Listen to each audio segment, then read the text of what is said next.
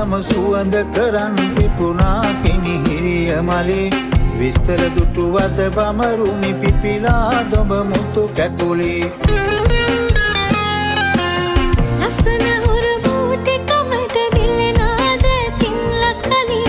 ඉස්සර කළ පිනට මගේ පිපුණා බලලඳ කොමලි ඉස්සර කළ පිනට මගේ පිපුණා බලලඳ කොමලි මල් සරන් නැල්මහෙලා මගේ හිතට කුමුරනවා රන්මලි හිතක දමන් මල් වාරම් කියවෙනවා